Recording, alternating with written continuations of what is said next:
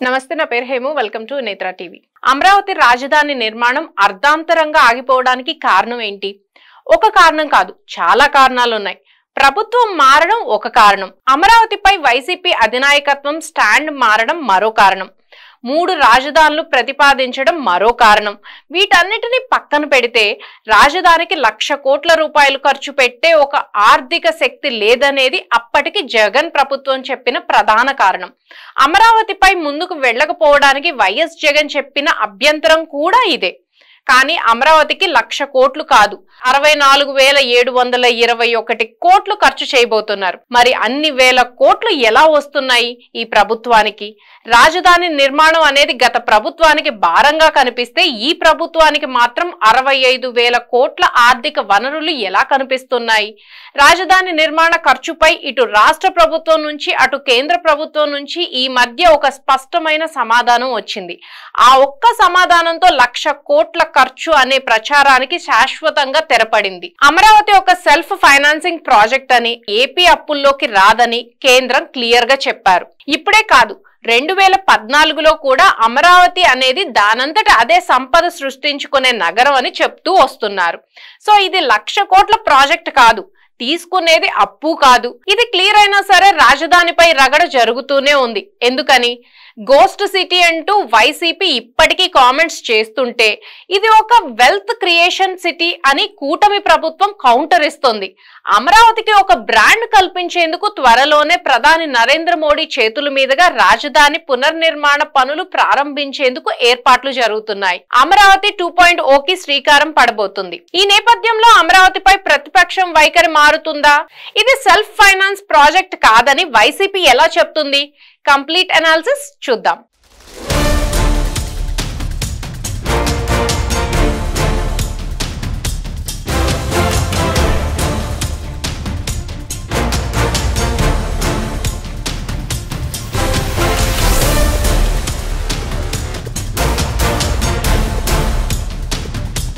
కూటమి ప్రభుత్వం ఫిబ్రవరి 28న బడ్జెట్ ప్రవేశపెట్టింది.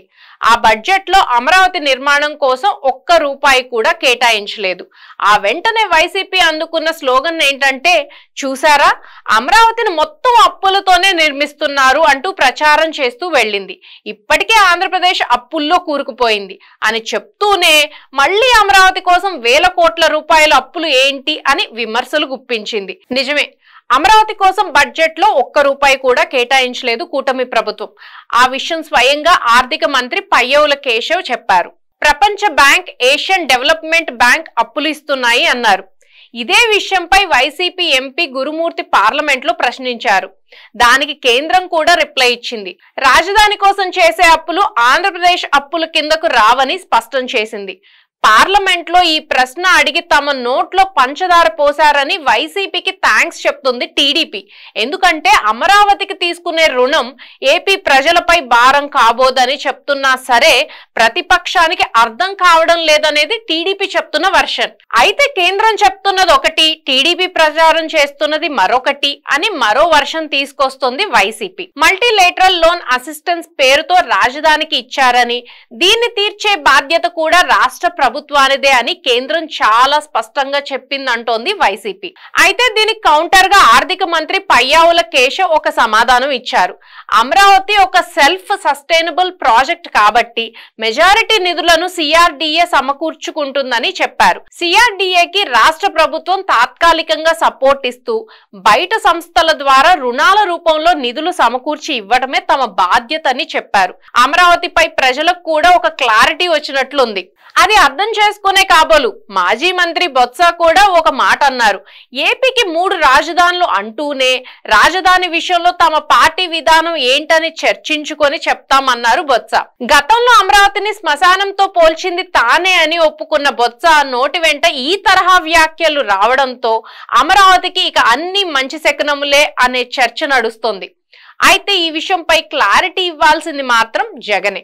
కాకపోతే గతంలో 3 రాజధానులు ప్రతిపాదనకు ముందు బొత్స నుండే ఫస్ట్ స్టేట్మెంట్ వచ్చింది. ఆనాడు బొత్స వ్యాఖ్యలను బట్టే ఏకైక రాజధానిగా అమరావతి కొనసాగదు అని అర్థమైంది. సో ఇప్పుడు కూడా బొత్స ద్వారానే అమరావతిపై వైసీపీ విధానం ఏంటో చెప్పించేలా ఉన్నారని తెలుస్తోంది. ప్రతిపక్షం విధానం ఎలాంటిదైనా సరే అమరావతికి ఇక ఎలాంటి అడ్డంకులు లేదనేది సుస్పష్టం. సో ఇకపై అమరావతికి కావాల్సింది బ్రాండ్ ఇమేజ్. దేశవ్యాప్తంగా మరోసారి అమరావతి గురించి చర్చించుకోవాలి అంటే ఏదో పెద్ద ఈవెంట్ జరగాలి. అలాంటి కార్యక్రమానికే రూపకల్పన చేస్తున్నారు సీఎం చంద్రబాబు. వచ్చే నెలలో రాజధాని పనుల పునఃప్రారంభోత్సవానికి ఏకంగా ప్రధాని మోడీనే ఆహ్వానించబోతున్నారు. స్వయంగా చంద్రబాబే ఈ విషయం చెప్పారు. ప్రధాని మోడీని రప్పించడం ద్వారా అమరావతిపై విశ్వాసం పెంచడమే సీఎం చంద్రబాబు మెయిన్ టార్గెట్. ఇక్కడ అమరావతిపై విశ్వాసం లేదని కాదు గాని 5 ఏళ్లుగా అమరావతి పనులు నిలిచిపోవటం, రేపు ఎవరు అధికారంలోకి వచ్చినా ఏకైక రాజధాని అమరావతే రాజధానిగా ఉంటుంది అనే నమ్మకాన్ని కల్పించడం, రాష్ట్ర ప్రజల్లోనూ పెట్టుబడిదారుల్లోనూ ఒక విశ్వాసం కల్పించే ప్రయత్నం చేయడం కోసం ప్రధాని మోడీని రప్పిస్తున్నారంటున్నారు రాజకీయ విశ్లేషకులు. పైగా ఎన్డీఏ ప్రభుత్వం కూడా అమరావతే రాజధానిగా ఉండాలి అని తేల్చి చెప్పేసింది.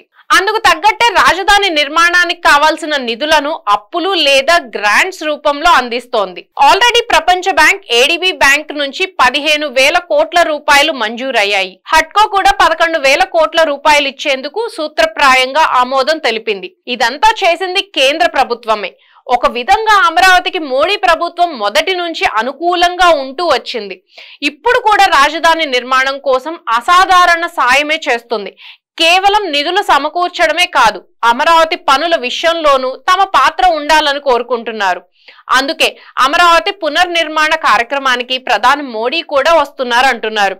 అందులోనూ ఒకప్పుడు అమరావతికి శంకుస్థాపన చేసింది మోడీ.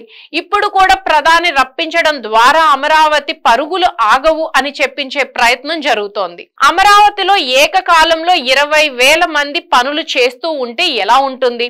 వందల మంది ఇంజనీర్స్, వేల మంది కార్మికుల నిర్మాణ సామాగ్రితో పాటు వేల కొద్ది లారీలతో ఒక రకంగా రాజధాని నిర్మాణ పనుల యజ్ఞమే జరగబోతుంది. ఒకేసారి 48,000 కోట్ల రూపాయల నిర్మాణాలు జరగబోతున్నాయి.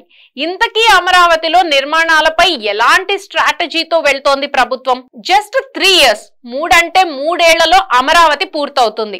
ఇది మంత్రి నారాయణ ఇస్తున్న స్టేట్మెంట్ మాత్రమే కాదు, ఛాలెంజ్ కూడా. ఇంత ధీమాగా చెప్పడానికి కారణాలు లేకపోలేదు. అమరావతిలో చేపట్టాల్సిన పనులు 90, వాటిలో 48 కోట్లతో 72 పనులకు సిఆర్డీఏ పరిపాలన ఆమోదం తెలిపింది. వాటిలో 40,000 కోట్ల రూపాయలు విలువైన 62 పనులకు సిఆర్డీఏ మరియు అమరావతి డెవలప్మెంట్ కార్పొరేషన్ టెండర్లు కూడా పిలిచాయి. వాటిలో 59 పనులకు బిడ్స్ ఓపెన్ చేసి ఏజెన్సీలకు ఖరారు చేశారు. ఇంటెంట్ జారీ చేయడం జరిగితే అమరావతిలో పనులు మొదలవుతాయి. ఎంత లేదన్నా ఏప్రిల్ మొదటి వారం కల్లా అమరావతిలో వివిధ నిర్మాణ సంస్థలకు చెందిన 20,000 మంది సూపర్వైజర్లు కార్మికులతో పనులు చేస్తూ ఉంటారని మంత్రి నారాయణ చెప్తున్నారు. ఎట్టి పరిస్థితుల్లోనూ 2028 నాటికి అమరావతిలో నిర్మాణాలు పూర్తి చేసుకొని అందుబాటులోకి తీసుకొస్తాం అంటున్నారు. సో మాటల్లోనే కాదు, అమరావతి పనులు చేతల్లోనూ కనిపించబోతున్నాయి. ఒకవైపు అమరావతి నిర్మాణం జరుగుతున్న సమయంలోనే మరోవైపు ప్రభుత్వ, ప్రైవేట్ సంస్థలు కూడా తమ ఆఫీసులు పెట్టడానికి ప్రయత్నిస్తున్నాయి. వీటితో పాటు 2 ఏళ్లలోనే అమరావతిలో మెయిన్ రోడ్లు, వచ్చే ఏడాదిన్నరలోగా అమరావతి నిర్మాణంలో కీలక ప్రాంతాలైన ప్రభుత్వ భవనాలు, అసెంబ్లీ, సెక్రటేరియట్, హైకోర్టు భవన నిర్మాణాలు 3 ఏళ్లలో పూర్తి చేస్తారు. మొత్తంగా అమరావతి పూర్తి చేయడానికి 64,721 కోట్లు ఖర్చు చేయబోతున్నారు. పైగా అమరావతికి ఎలాంటి నిధుల కొరత లేదు. రాజధాని కోసం వరల్డ్ బ్యాంక్, ఏడీపీ కలిపి 13,400 కోట్లు రుణమిస్తున్నాయి. ఇక కేఎఫ్డబ్ల్యూ బ్యాంక్ 5,000 కోట్ల లోన్ ఇస్తుంది. ఇక వైసీపీ నేతల్లో చాలా మంది రాజధాని అంశం జోలికి వెళ్లకపోతేనే బెటర్ అని చర్చించుకుంటున్నారు. 3 రాజధానుల ప్రతిపాదన చేసి విశాఖ నుంచి పరిపాలిస్తామని చెప్పినా ప్రజలు ఆదరించలేదనే విషయాన్ని గుర్తు చేస్తున్నారు. 3 రాజధానులు ప్రతిపాదించిన ప్రాంతాల్లో వైసీపీకి ఘోర పరాజయం ఎదురైంది. అందుకే జరుగుతున్న దాన్ని గమనిస్తూ ఉండాలి తప్ప రాజధాని జోలికి వెళ్లి తమకు బూమరాంగ్ అయ్యే పరిస్థితి తెచ్చుకోకూడదనే భావనలో ఉన్నారు కొందరు నేతలు. మరి వైసీపీ అధినేత మదిలో ఏముందో తెలియాలి. ఎవరి అభిప్రాయం ఎలా ఉన్నా ఈ టర్మ్ అయ్యేలోగా ఎవరు కదపలేని స్థితికి అమరావతి చేరుకుంటుందని కూటమి నేతలతో సహా రాజకీయ విశ్లేషకులు చెప్తున్నారు.